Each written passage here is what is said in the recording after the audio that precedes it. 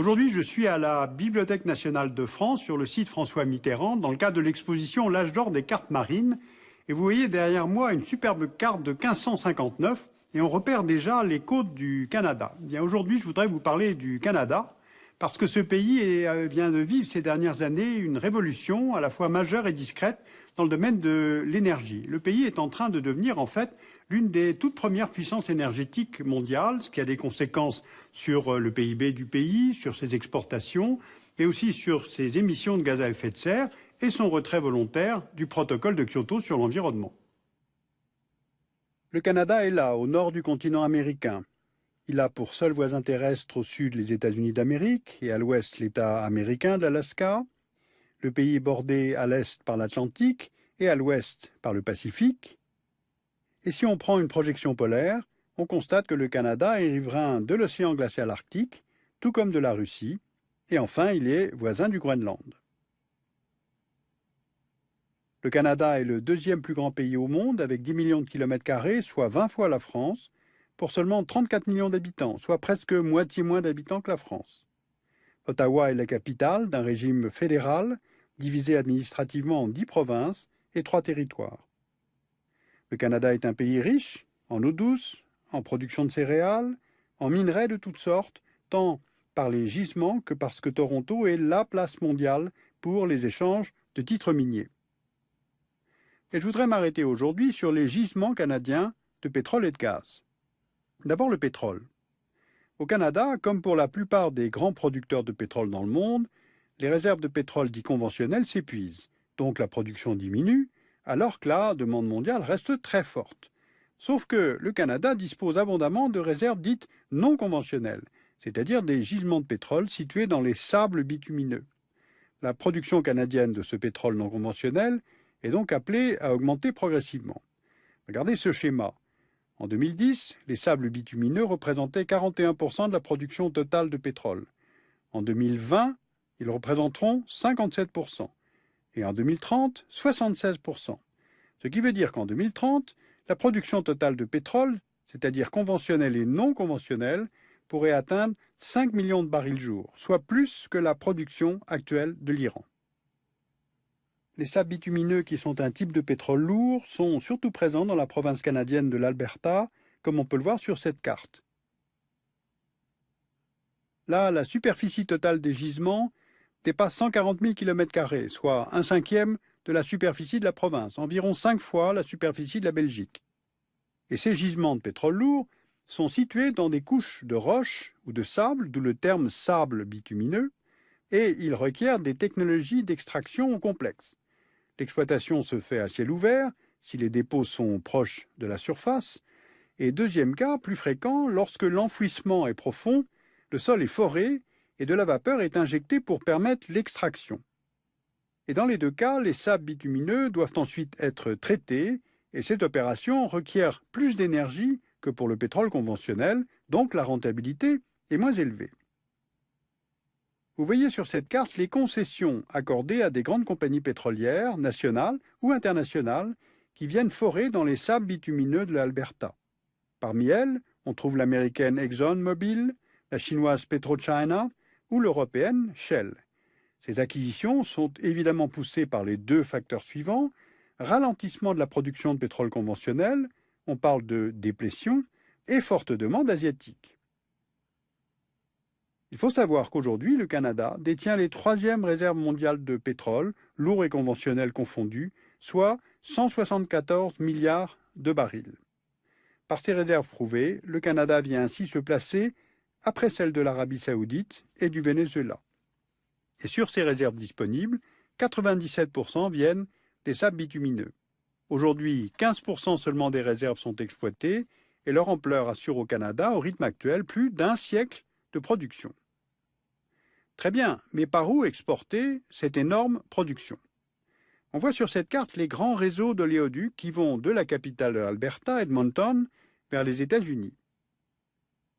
Mais d'ici à 2015, avec cette production de pétrole en forte augmentation, les exportations vont dépasser les capacités des pipelines existants, donc il y a engorgement du trafic.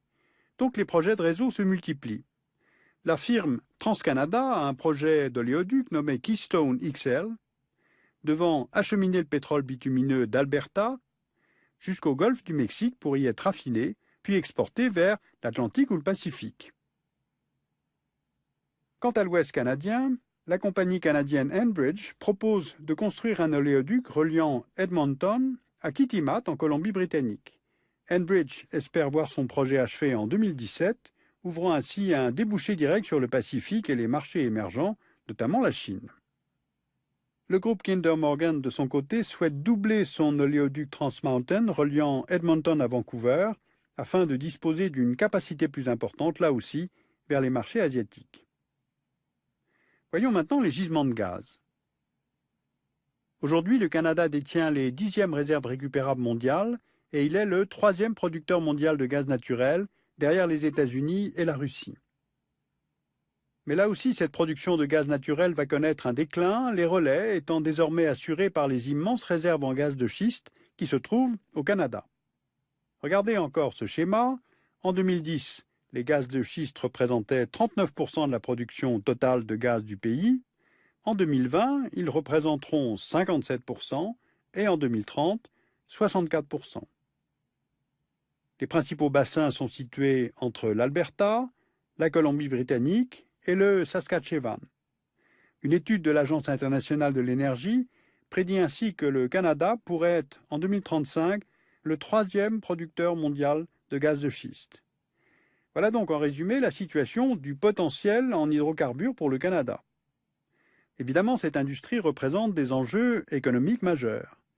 Premier investisseur privé du pays, il emploie plus de 550 000 personnes et contribue à 5% du PIB national. D'ici à 2035, l'exploitation des sables bitumineux devrait créer entre 900 000 et 1 300 000 emplois, et celle du gaz de schiste plus de 300 000 emplois. Donc il dispose, bien logiquement, du soutien inconditionnel du gouvernement fédéral de Stephen Harper. Alors on le comprend, avec ses cartes, ses chiffres de ressources, ses investissements en cours, le Canada devient une des grandes puissances pétrolières et gazières du monde. Mais ces projets d'infrastructures de transport, tout comme les installations extractives, soulèvent de sérieuses questions environnementales. Les procédés d'extraction de ces gaz de schiste utilisent la fracturation hydraulique, qui vient introduire un fluide dans le tube de forage afin de libérer le gaz contenu parmi le schiste et de le faire ensuite remonter à la surface. Les estimations parlent alors de fuite de méthane à hauteur de 8% de la production, ce qui entraînerait des rejets bien plus importants que les forages conventionnels. Les opérations d'extraction minière sont aussi grandes consommatrices d'eau. Pour le gaz de schiste, les risques concernent le risque de pollution des nappes phréatiques. Et pour le pétrole lourd, il faut 12 barils d'eau pour produire 1 baril de pétrole. Le processus utilisé pour séparer le sable du pétrole crée un reste de liquide, un mélange toxique de bitume, de sable et de boue argileuse. Le mélange est transféré dans d'immenses bassins de décantation pour ensuite être séché et assaini. Ce processus n'est encore jamais arrivé à terme et le contenu toxique des bassins s'échappe dans la nature, contaminant potentiellement les rivières et les nappes phréatiques. En Alberta, les compagnies prélèvent annuellement plusieurs centaines de millions de mètres cubes des rivières, réduisant le débit des fleuves et ainsi la survie des espèces halieutiques. Regardez cet extrait vidéo du documentaire québécois The Whole Story, l'histoire du trou, dans lequel vous pouvez voir, pour une fois en images, les conséquences de l'exploitation du pétrole bitumineux. L'extraction des sables bitumineux émet 3 à 5 fois plus de gaz à effet de serre que l'extraction du pétrole conventionnel, surtout du fait de la complexité technologique de l'extraction. Aujourd'hui, les sables bitumineux représentent 7% des émissions totales de gaz à effet de serre canadiennes et leur part va doubler d'ici 2020. Eh bien, à cette date, on estime que les sables bitumineux rejetteront 140 millions de tonnes de CO2, soit plus que les émissions actuelles de la Belgique. Les hydrocarbures canadiens non conventionnels sont une source d'énergie nouvelle pour ce pays. Ils vont être mis massivement en exploitation. Ils forment évidemment un bénéfice économique tout à fait important, mais en même temps, le coût environnemental est considérable. Car on le sait, le Canada a décidé de se retirer du protocole de Kyoto sur l'environnement. Pour le gouvernement conservateur de Stephen Harper, les objectifs de Kyoto étaient tout à fait insuffisants et formaient des cibles stupides, je cite. Mais en fait, le calcul du Canada est assez simple. D'abord, on a constaté que ses émissions de gaz à effet de serre ne cessent pas d'augmenter et que deuxièmement, en restant dans le protocole de Kyoto, le Canada devait payer une amende de 10 milliards de dollars pour ne pas avoir respecté justement ses engagements. Donc le gouvernement conservateur a fait un choix de société, a fait des arbitrages et donc a décidé de faire un choix historique. Alors vous pouvez lire Le paradis sous la terre, comment le Canada est devenu une plaque tournante pour l'industrie minière mondiale aux éditions Rue de l'Échiquier en 2012. Si vous voulez voir l'intégralité de ce film dont je vous ai montré un extrait True Story de Desjardins et Mondry, vous allez tout simplement sur le site de l'Office national du film du Canada. Et puis je vous recommande vivement l'exposition L'âge d'or des cartes marines quand l'Europe découvrait le monde. Elle est à la Bibliothèque nationale de France, site François Mitterrand, jusqu'au 27 janvier 2013. Vous pourrez voir une incroyable collection de cartes sur parchemin qu'on appelle les portulans. Ce sont à la fois des documents scientifiques, un vrai cours d'histoire, de la découverte de notre monde et puis de véritables œuvres d'art.